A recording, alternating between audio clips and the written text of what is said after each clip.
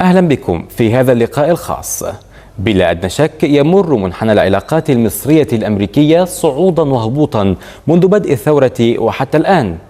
يرى المتفائلون أنها مجرد مطبات صناعية بين الأصدقاء، فيما يرى المتشائمون أنها لن تعود كما كانت، أو ربما علاقة محايدة كما قيل من قبل، ليست عدوا ولا حليفا.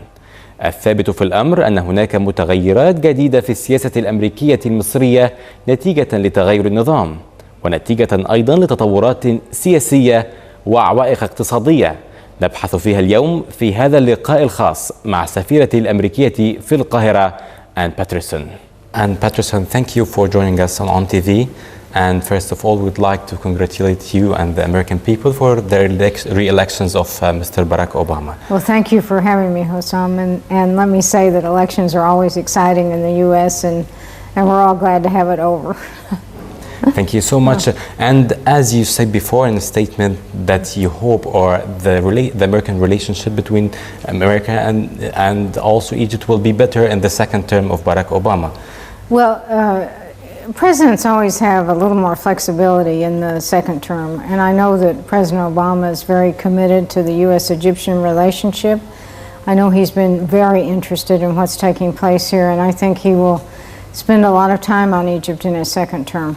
Okay, if we started and about what we felt after the elections of Mr. Barack Obama, especially from your statements before and also from the State Department's statements about the economy in Egypt and how you're gonna support the Egyptian government now in supporting the bad economy after the revolution. Actually, how you will support the Egyptian economy now after the second term of Mr. Barack Obama? What you will focus on? A very positive development happened a few days ago, and that's when the Egyptian government signed an agreement with the IMF. And that means the agreement can go to the board of the IMF before the end of the year. Yeah. And that should open up a lot of financing, not just American financing, but from other countries, not to mention the IMF and the World Bank and the African Development Bank. So that's a very positive signal for the Egyptian economy. On our own initial contribution of $450 million, as you mentioned, I had spent some time talking to our congressmen and congresswomen and senators the past week, and they have that money on hold. And the administration, as we've said before, will do everything it possibly can to get that hold lifted so the money can be dispersed to Egypt. But the Obama administration is very committed to an assistance relationship with Egypt. Yeah, but it's not only the suspended aids now, which is still suspended by the Congress. We didn't take like any fast financial support or bolster to the Egyptian economy. Not only the $450 million till now. What do you think about this? Well, first there has been certainly support. There's been quite substantial military assistance this year to the tune of $1.2 billion. Yeah, regardless the military and the civilian assistance, of which we have a pipeline of over $1 billion, $1.2 billion, has basically been stalled because of difficulties in dispersing. Yeah. But this money has already been appropriated for Egypt. It's already available. And as soon as we can get it moving again, we will. We will. Is it only about what happened between U.S. and Egyptian after the storming of the American embassy here in Cairo? No, actually, that was not really an issue. That was of concern, of course, in the United States. But the real issue that impeded the delivery of aid was what we would call the issue with the NGOs, and we've been trying certainly to get past that. Yeah. Our Congress had a number of concerns. That was one of them, and politically uncertainty here has certainly played into this, but the vast majority of people I talked to in our Congress were committed to a relationship with Egypt. Yeah, but is it also linked to, by the Congress at least, about what's happening now in Egypt, the democratic transitions and also the formations of the Constitution Committee and the future Constitution of Egypt? Because that's what we are feeling now. There is like some remarks on the democratic transitions here. There have been remarks about the democratic transition, but the money was on hold before that took place, before the recent events took place, and there's just a lot of concern in our Congress, some of it unfocused about events here in Egypt, but again, the vast majority of our members understand that Egypt is a critical and important strategic ally of the United States. So I'm convinced that this money will flow, and then we'll have, as I say, additional money has already been appropriated that we can move that too. But the key element of this was an IMF agreement. And I think that will reassure members of our Congress that Egypt has a plan to improve its economy and to move forward. And your Prime Minister and your ministers deserve a lot of credit for that. And it seems that you are working hard now on the ground to trying to bolster the Egyptian economy or giving some support. You were also in Luxor before coming here to Minya, and you said many positive things. What do you think about the tourism now, and what you said about the security status? Well, that was a really quite wonderful event. I was invited by the governor and by the ministers of antiquity and tourism to participate in the anniversary of the discovery of King Tut's tomb. And the problem in Egypt is that, for instance, these demonstrations that have taken place in downtown Cairo, they will have a very dramatic and negative effect on tourism. And that's the phenomena that we've seen repeatedly here. There are demonstrations in Cairo, hotel occupancy and tourists, particularly tourists that want to see historic sites, Americans and Japanese, who are among the highest paying tourists.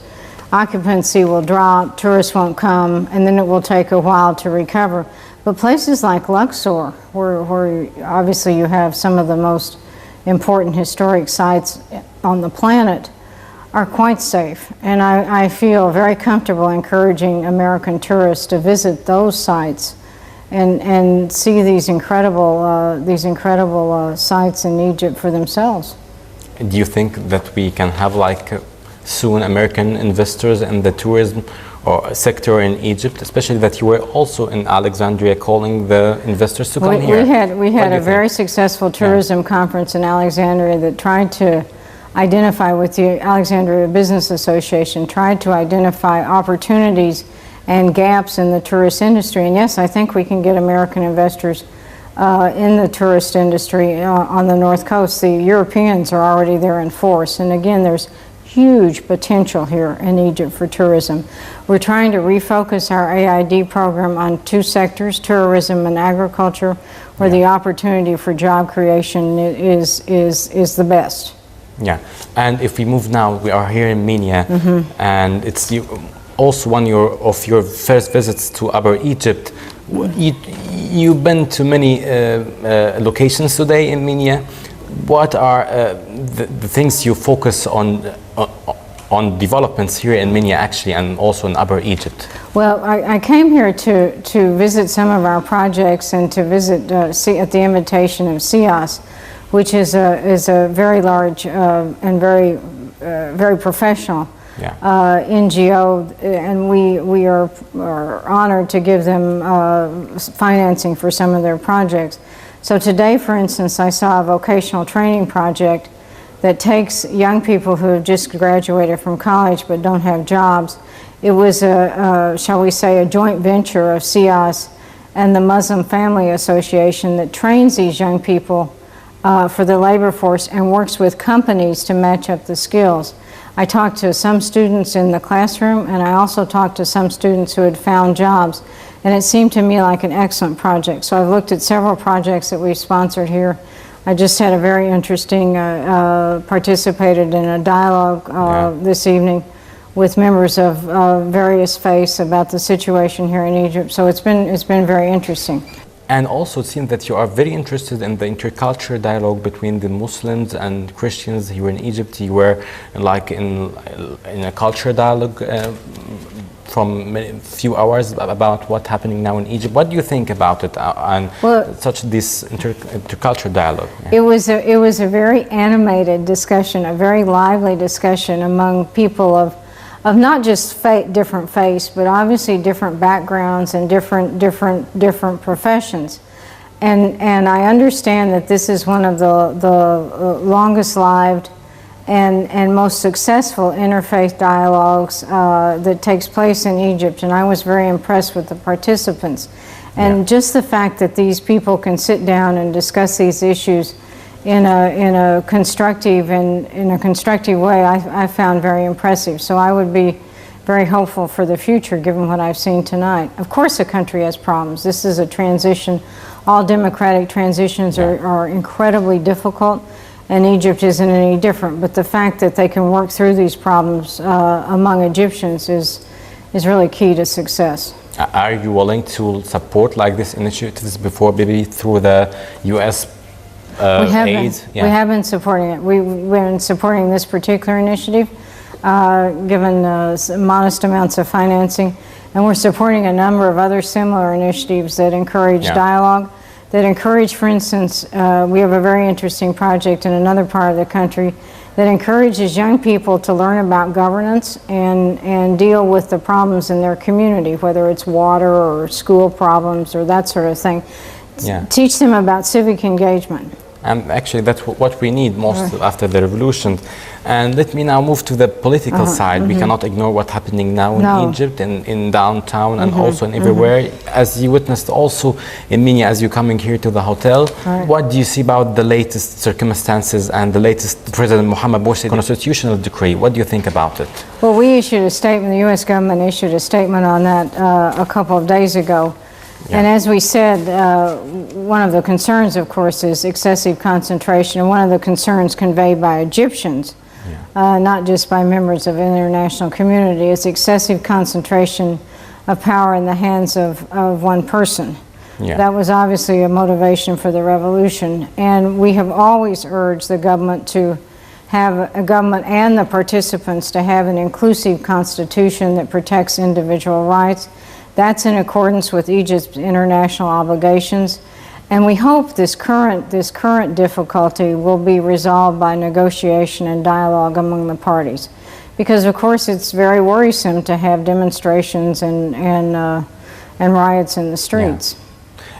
Also, the State Department called it like a sweeping power of President Mohammed Morsi, and also that's what made many political powers here, and especially from the liberal side, calling United States for more condemn. As Mr. Mohammed al-Baradei said, Dr. Mohammed al-Baradei said today, he is calling U.S. and the European countries for a real condemn. What do you think of this? Well, I think we've put out a statement. We've commented on this. People are always. Sorry, it was about concerns and it's worries, about concerns because again, we are concerned about the excessive concentration of power, but it's up to Egyptians to resolve this sort of thing. It's not up to the United States. Egyptians are going to have to negotiate. They're going to have to engage in dialogue. They're going to have to work out these problems without reference to the United States. We are concerned. We are concerned about excessive concentration. We are concerned that the Constitution drafting process, at least temporarily, seems to be derailed. And it's extremely important for Egypt to get back on the path to a constitution and parliamentary elections and complete the democratic transition. So yes, we are concerned, but it is up to Egyptians to resolve these issues among themselves.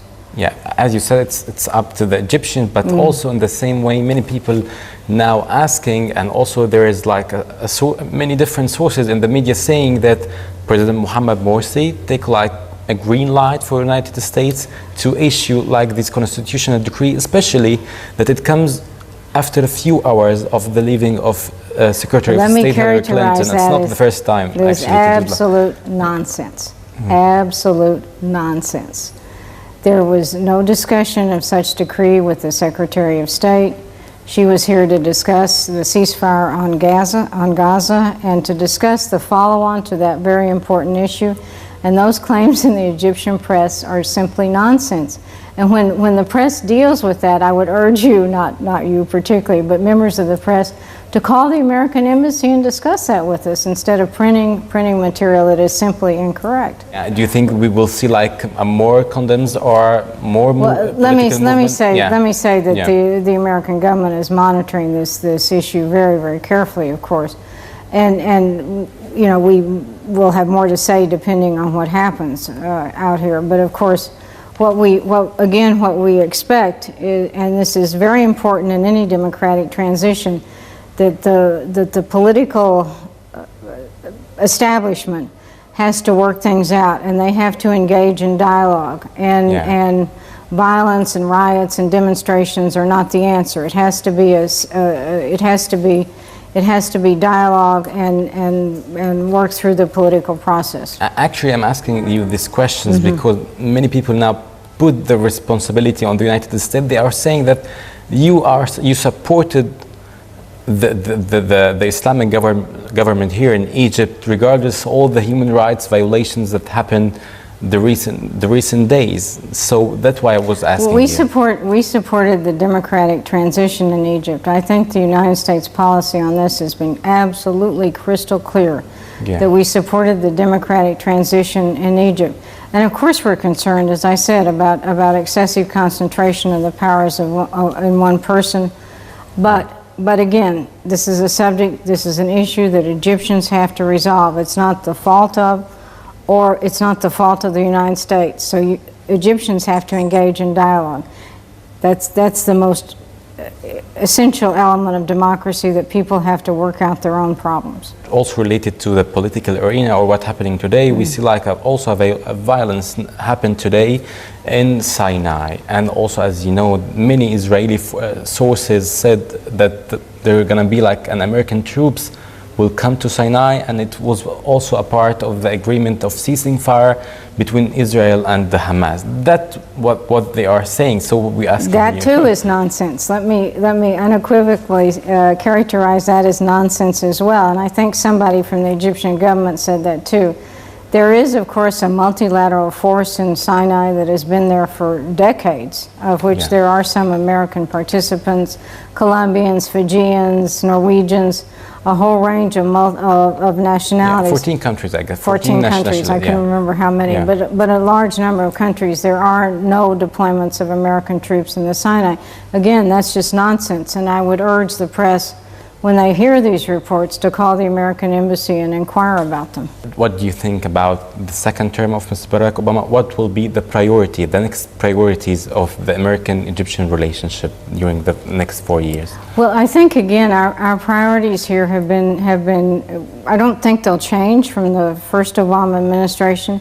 They've been to support the democratic transition, which I think we've done really without any hesitation.